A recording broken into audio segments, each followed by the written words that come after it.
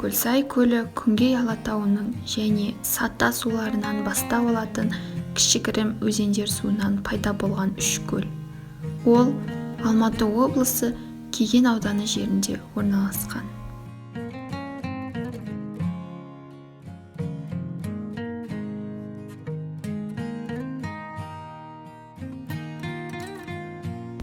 Тянь-Шань тау жүйесінде теңіз деңгейінен шамамен 1900 метр биіктікте орналасқан Қайыңды көлі Қазақстанның табиғи көрнекті орны болып табылады.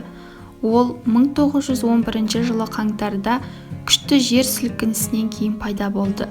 Нәтижесінде тау құлап, өзен жабылып, алқап суға толды.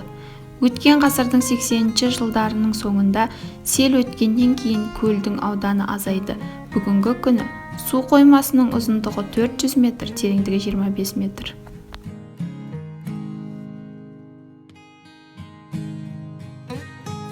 Медеу мұз айдыны жасанды мұз айдыны бар дүние жүзіндегі ең ірі спорт кешені. Алматы қаласынан 18 километр жерде кіші Алматы шатқалында теңіз деңгейінен 1691 метр биіктікте орналасқан.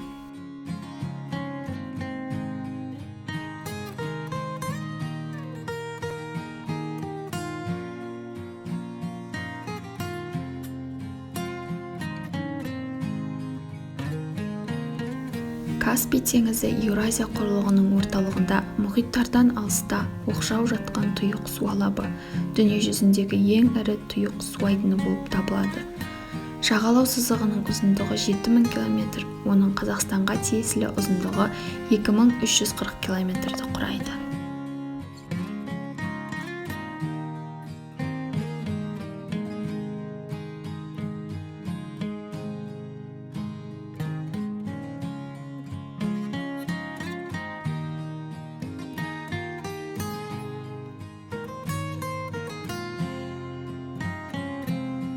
Көктөбе Іле алатауының бөктеріндегі көрікті жерде орналасқан төбе.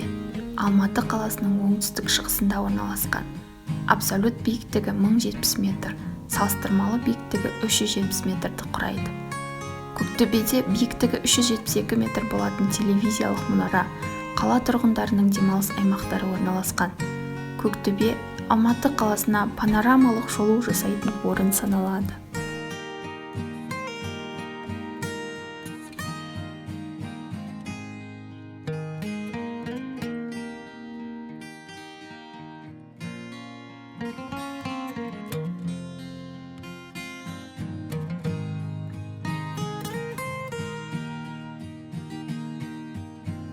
Үлкен Алматы көлі.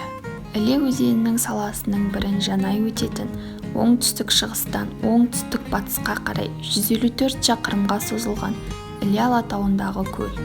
Үлкен Алматы көлі Алматы қаласынан оңтүстікке қарай 28,5 км қашықтықта, теңіз деңгейінен 2497 метр биіктікте Үлкен Алматы өзенінің аңғарында орналасқан.